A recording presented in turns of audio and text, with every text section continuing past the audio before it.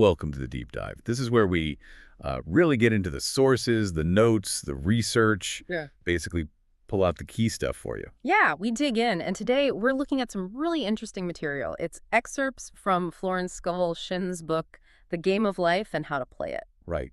The Game of Life. Love that title. It's a unique perspective, isn't it? She frames life not as this, constant struggle, but more like a game with rules. Rules you can learn. Exactly, rules you can learn and, well, play to your advantage. So our mission today is basically to unpack that. What are these core principles she's talking about? What can we actually take away from it? Life is a game. Yeah. It really does shift how you think about it. Suddenly it feels less like a battle and more like, okay, there's a structure here. If I learn the rules, maybe I can actually influence the outcome. That's precisely her point. Yeah. And she's very clear these aren't just like made up rules. Yeah. She sees them as spiritual laws, draws a lot from biblical texts, but interprets them in this very practical, almost metaphysical way. Okay, so let's dive in then. Yeah. Where does she start? How is this game played, according to Shinn? It all begins inside your inner world. Specifically, she focuses heavily on your imagination, your thoughts. Imagination. Really? Like daydreaming. More than that. She calls it your imaging faculty, and she believes it's incredibly powerful. She even quotes Proverbs, "Keep thy heart or imagination with all diligence, for out of it are the issues of life." Issues of life, meaning what happens to you. Pretty much. Whatever picture you consistently hold in your mind, that's what tends to show up externally. That's a bold claim. Let's- So your internal state isn't just reacting to things, it's creating them. That's the core idea. She uses this quite stark example of a man who was just terrified of getting a specific rare disease. Yeah. He obsessed about it, constantly imagined having it, read all about the symptoms, worried endlessly, basically stamped this image deep into his mind. Don't tell me he actually got it. He did. He manifested that exact disease and died from it. His fear, channeled through his imagination, became his reality. Wow. Okay. So the imagination is like a projector, and your thoughts are the film running through it. That's a good way to put it. Yeah. And whatever's on that film, well, it starts playing out in your life. To understand how this works, she breaks the mind down into 3 parts. Okay, what are they? Right, so first, there's the conscious mind. That's your everyday thinking. It sees the world, as it seems, limitations, problems, lack, disaster, death, all the appearances. The surface level stuff. Exactly. Then you have the subconscious mind. She describes this as just pure raw power, like steam or electricity. It doesn't have its own direction. No direction. Nope. It simply takes whatever is impressed upon it, either by the conscious mind's beliefs or through really deep feelings or those clear images we talked about, and it carries it out, often in amazing detail. Okay, so it's powerful but passive. It just executes orders. You got it. That's where that story she tells about the little girl comes in, the one who used to make believe she was a widow. Oh, right. I remember reading that. She dressed up in black? Yeah, played the part, seemed totally harmless, maybe even funny at the time. But that image, that feeling of being a widow, got imprinted deeply onto her subconscious. And then what happened? Years later, she gets married, loves her husband, but then he actually passes away. And she finds herself spending years wearing black, living out that exact picture she'd created as a child. The subconscious just fulfilled the pattern. It didn't care if it made her happy or sad. That's unsettling. It makes you think about casual thoughts, passing fears. Yeah. They're not just nothing. According to Shinn, no. They're like instructions, seeds planted in the subconscious. And this leads right into her next big point. The power of your words. Ah, the spoken word. Hugely important. She quotes, "By your words ye are justified, and by your words ye are condemned." Your everyday language, even your self-talk, it's all constantly impressing that subconscious mind, shaping your reality. So when people say things like, oh, I'm just sick and tired of everything, or knowing my luck, I'm probably heading for the poorhouse, it's not just venting. Not in Shinn's view. It's actually like giving commands. She tells these anecdotes, the woman who kept saying she was sick and tired of things and wished she lived in a trunk. What happened to her? She ended up losing her home and, well, literally living out of a trunk for a while. No way. Yeah. And another one, a woman who constantly joked about getting ready for the poorhouse. Guess what? She eventually faced real poverty. Shinn says the subconscious doesn't really get humor. It just takes the instruction literally. Okay, that definitely makes you want to watch what you say. Yeah. It's more than just positive thinking, isn't it? It's Yeah. like recognizing your words have actual creative force. Right. She calls words and thoughts vibratory forces. They're actively molding your life, your circumstances, even, she suggests, your physical body, all that lack, all the unhappiness. She sees it as the result of this vain imagination, the conscious mind feeding fear and limitation to the subconscious. But it's not hopeless, right? Yeah. You're not just stuck with whatever negative stuff you've impressed on it. No, absolutely not. That's crucial. And that's where the third part of the mind comes in. She calls it the superconscious. Superconscious. Yeah, or the God mind within, or the Christ within. This is the part of you that holds the perfect pattern, the realm of perfect ideas, your divine design. Divine design. Like, there's a perfect plan for everyone. That's exactly her idea. She says, there is a place that you are to fill and no one else can fill, something you are to do which no one else can do.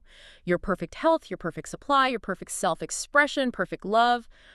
All of these are already finished, perfect ideas existing in the superconscious. So the goal, is to tap into that. Yes, to align your conscious thoughts and your subconscious impressions with that divine realm, instead of letting the conscious mind's fears and limited views run the show. Okay, but how? How do you make that shift from being driven by the fear-based conscious mind and that reactive subconscious to connecting with this divine design? Right, good question. And that's where she brings in concepts like faith, deliberate action, and listening for inner guidance. She talks a lot about what she calls the law of prosperity. Prosperity, meaning money. More than just money. Abundance in all areas. But yeah, money's a big part of it. Her core idea here is that God, or infinite intelligence, is your actual supply, your source. Okay. And this supply is released, it's made available to you through your spoken word when it's backed by perfect faith. So it's not just wishing, it's asking and believing you've already received. It's even stronger than that. It's like commanding, knowing it's already yours in the unseen. She quotes Isaiah, "My word shall not return unto me void." Your word, filled with faith, sets these invisible forces moving. She tells a great story about a woman who desperately needed $3,000. Okay. Needed it by the 15th of the month. A lawsuit was looming. Looked totally impossible. Yeah, that sounds stressful. Right. But Shinn's advice wasn't just to pray harder. She told the woman to act as if she already had the money. Act as if? She literally told her, order an expensive luncheon, act as if you have already received. Basically, embody the feeling of already having it. So, like, fake it till you make it, but with real faith behind it. Kind of, yeah. It's about impressing the subconscious with the feeling of fulfillment. So the woman kept affirming her faith, spirit is never too late. But she also took that action, acted prosperous. And did the money show up? Get this. The very next morning, literally hours before the deadline, the money arrived. Miraculously. A cousin she hadn't expected anything from just offered it. Wow. Right on time. Exactly. It shows how aligning your inner world, your belief, your expectation, even your actions with the desired outcome can make the outer world respond. And related to this is another key idea, preparing for what you've asked for. Preparing, even if you can't see it yet. Especially then. It's like that biblical story she mentions about digging your ditches. Oh, right. Elisha and the kings in the desert. That's the one. No sign of rain, total drought. But Elisha tells them, go dig ditches. They had to prepare the channels, make space for the water before it arrived, and then the ditches were filled. You have to create the space, act like it's coming. Like that other story, the woman looking for an apartment during that crazy housing shortage. Yes, perfect example. Everyone's telling her it's impossible. Maybe she should store her furniture. But she refused to buy into that. Totally refused. She kept demanding the right apartment, her divine selection, and then this thought comes, the doubt. Maybe you shouldn't buy those new blankets. You might not even get a place. The fear creeping in. Exactly. But what did she do? She declared, I'll dig my ditches by buying the blankets. It was this fearless act of faith, preparing for the apartment she couldn't see yet. And that worked. It impressed her subconscious, opened the channel, she got an apartment, miraculously beating out like 200 other applicants. That's amazing. It really highlights how much your inner stance matters. But what about that fear you mentioned? The doubt that comes up, especially when you're waiting and nothing seems to be happening. Shinn talks about that, right? That darkest before the dawn feeling. She does. She says that's often the old fears and doubts surging up from the subconscious just as they're about to be cleared out. It's like a final test of your faith right before a big manifestation, a big demonstration, she calls it. So what do you do then? That's when you have to really see in the dark, hold on to the vision of your goal, that perfect health or the supply or the relationship, whatever it is, even when everything around you seems to contradict it. You got to hold the vision of the journey's end. It takes real persistence. It really does. And a big part of that persistence involves listening to your intuition, your inner guidance. She says once you speak the word or affirm your faith, you need to be alert. Watch for a definite lead. A lead. Like what? Could be anything, a hunch, something someone says offhand, a passage you read in a book. It's the universe giving you the next step. So you state your intention, then you listen for directions. Pretty much. You don't try to force how it's going to happen. You stay open and you act on the guidance when it comes. Remember the woman needing money who got a hunch to give her friend $100. Yeah, that seems counterintuitive, giving away money when you need it. Totally illogical from a conscious mind perspective. But she followed the hunch, that intuitive lead. And it turned out that act of giving, that circulation, opened the way for a much larger sum to come to her later. So giving is part of receiving. Absolutely. Shinn emphasizes that. Tithing, giving cheerfully, even paying your bills with a good attitude. She says it makes you the master of money, not its slave. It keeps the channel open. It's about flow, circulation, not hoarding. Exactly. Hoarding is a big no-no in her book. Whether it's money or clothes you don't wear or even ideas you don't share, it violates what she calls the law of use, and it leads to loss. Like the woman with the necklaces. Yeah, the rich woman hoarding necklaces and clothes she never used. Eventually, she literally lost the use of her arms and others took over her wealth. Money needs to circulate, be put to good use. It's not money itself that's bad. Right, she talks about the love of money is the root of all evil. Yeah, but she interprets that as the selfish hoarding, the greed, the making money your god aspect. Like in that old film she mentions, Greed, where the woman hoards her lottery winnings and it just leads to misery and murder. Money used rightly, circulated freely, is God in manifestation as freedom from lack. Okay, so it's faith, taking inspired action, following guidance, maintaining flow.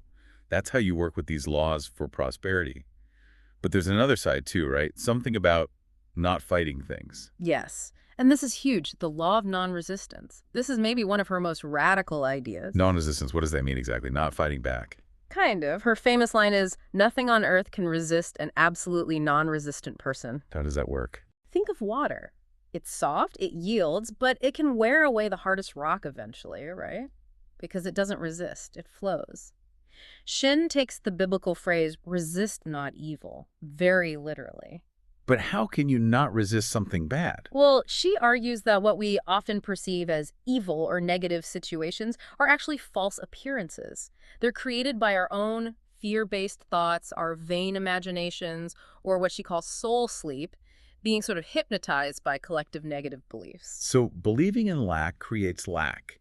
Believing in sickness contributes to sickness. That's the idea. And because the subconscious just manifests what's impressed upon it, resisting a condition, fighting against it, fearing it, hating it, actually just feeds it energy. It keeps it locked in place. So resisting poverty keeps you poor. Resisting illness keeps you sick. Is that what she's saying? That's her perspective, yeah. Resistance, she says flat out, is hell. It's a state of inner torment that perpetuates the unwanted condition. Wow. Okay, so Well, what's the alternative? If you don't resist, what do you do? this is where it gets really interesting. She calls it the acme of non-resistance. You baptize every event success. Baptize every event, except, wait, even failures, even bad things. Yep, even failures. Her affirmation is amazing. If I have a failure, I baptize it success in the name of the Father and of the Son and of the Holy Ghost. That's bold. What's the logic there? It's about using your spiritual authority, your word, to transmute the situation. You declare that since there's ultimately only one power God, or good, then this apparent setback must somehow be working for your ultimate good, even if you can't see how yet. You're overriding the appearance with a declaration of faith. Okay, that's a huge mental shift. Does she give examples of this working? Oh, yeah. The woman who felt really diminished and poor around this certain man she knew, she resented him, resisted the situation. Shinn told her to stop resisting, bless the man instead, and baptize the situation's success. To affirm, as there is only one power God, this man is here for my good and my prosperity. What happened? She did it. She let go of the resistance, affirmed the good, and the whole situation just dissolved harmoniously. She actually met someone else through that man who ended up bringing her significant prosperity. And the original man just sort of faded out of her life without any drama. She realized Every man is a golden link in the chain of my good. Wow. So changing her inner reaction totally changed the outer situation. Exactly. It comes back to that core idea. So long as man resists a situation, he will have it with him. If he runs away from it, it will run after him. Like the woman who ran away from her critical mother. Only to marry a man who was exactly like her. The pattern followed because the inner resistance, the inner issue wasn't resolved. The work is always with yourself first. Shinn says, when you change, your husband and your brother will change. Life is like a mirror. This sounds connected to karma as well, that boomerang effect she talks about. It definitely is. Karma, for Shinn, is simply the law of cause and effect playing out. Whatsoever a man soweth, that shall he also reap. Your thoughts, your words, your actions, they all come back to you, she says, with startling accuracy. Like the woman who was sharp with her aunt. Exactly. Tells her aunt, no more talk, I wish to eat in peace. And the very next day, someone she really wanted to impress says those exact words back to her.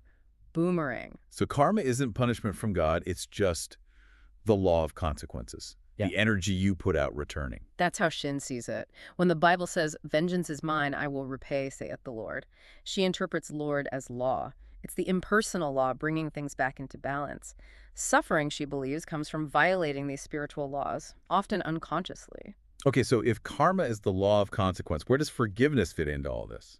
Forgiveness. For Shinn, forgiveness is key. It's like a higher law that can actually transcend karma. It's linked to that Christ within, the superconscious. How does it transcend karma? When you genuinely forgive yourself and others, you break that chain of cause and effect. You release the negative energy. You move, as she puts it, from being under law, the law of karma, to being under grace. Under grace. Yeah. And under grace, she says, the gifts of God are just poured out. You're no longer bound by the strict tit-for-tat of karma. You're operating under a higher principle of divine love and release. So forgiveness is more than just letting go emotionally. It's a spiritual technology almost. That's a good way to put it. It actively liberates you. Remember the woman with the counterfeit $20 bill? Yeah, maybe a little karma for sending fake money as a joke earlier. Perhaps. But when the bank refused to replace it, she didn't just get angry. She applied the law, declared she was under grace, not under law, invoked forgiveness, and affirmed the perfection of the situation. And the bank manager changed his mind and gave her a real bill. She used her knowledge of the law to, as Shinn says, rub out his mistakes, meaning the external reflection of her own internal state.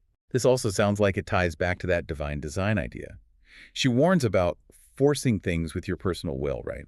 If it's not part of the plan. Absolutely. Using your personal will to force something that isn't divinely yours is another form of resistance, really. You're resisting the flow of the true, perfect plan. Like the woman who desperately wanted her acquaintance's house. Exactly. She pushed and pushed, used strong personal will, and got the house.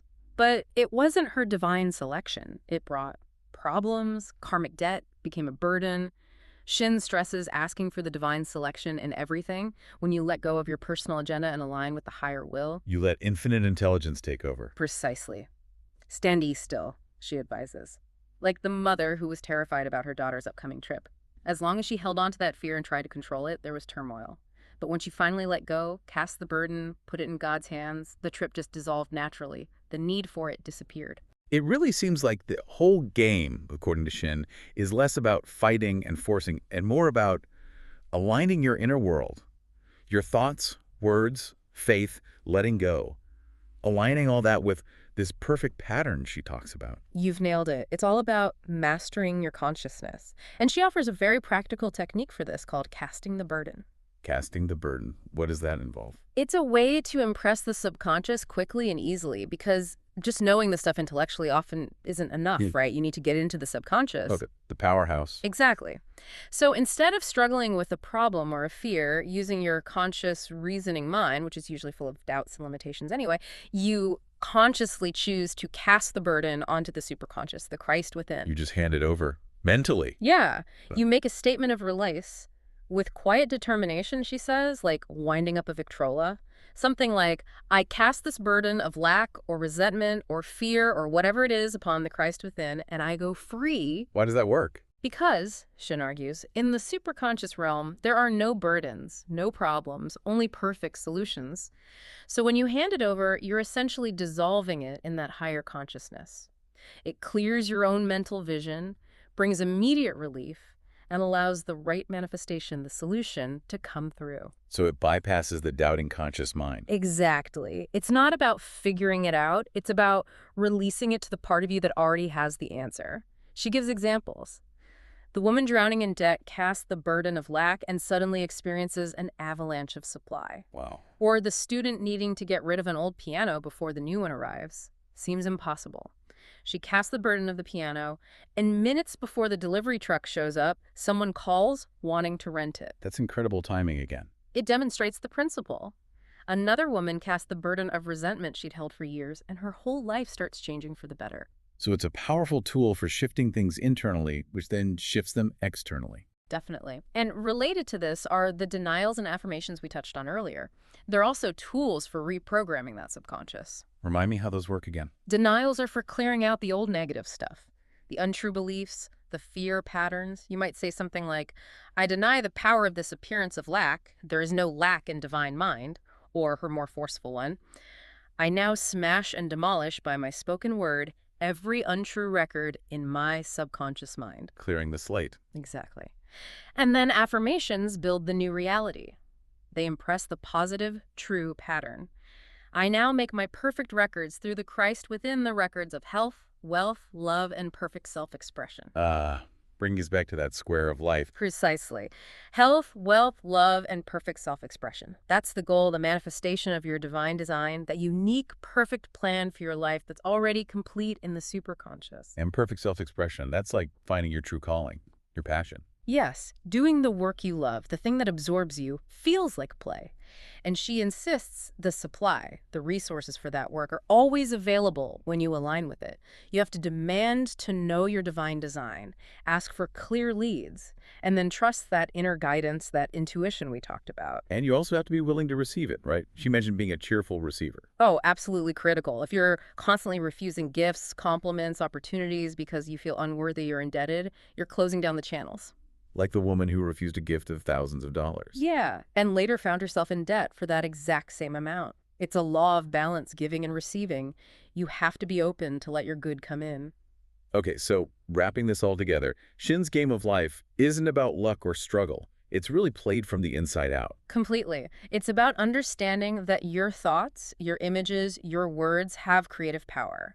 It's about aligning your whole consciousness, conscious, subconscious with the perfect ideas already present in your superconscious or divine mind. And you do that through tools like faith, speaking affirmations, taking inspired action. Following intuition, practicing non-resistance, using forgiveness to clear karma, casting your burdens, and being open to receive. It's like your inner state is the game board. Spiritual laws are the rules, and your thoughts and beliefs are the pieces you move. Well put. And the win. It's manifesting that square of life, health, wealth, love, perfect self-expression. Not by force, but through alignment, through grace. It's a really compelling way to look at things. Definitely gives you a lot to think about. And it leaves us, and you listening, with a pretty potent question for the week ahead, doesn't it? It does. If your inner world, your dominant thoughts, the images you hold, the words you speak, your core beliefs, if that's constantly shaping your outer reality, what kind of game are you actually playing right now? And maybe more importantly, What kind of game would you like to be playing? What's one small rule change, one inner shift based on these ideas that you could maybe experiment with this week? something to definitely ponder. Thanks for joining us for this deep dive.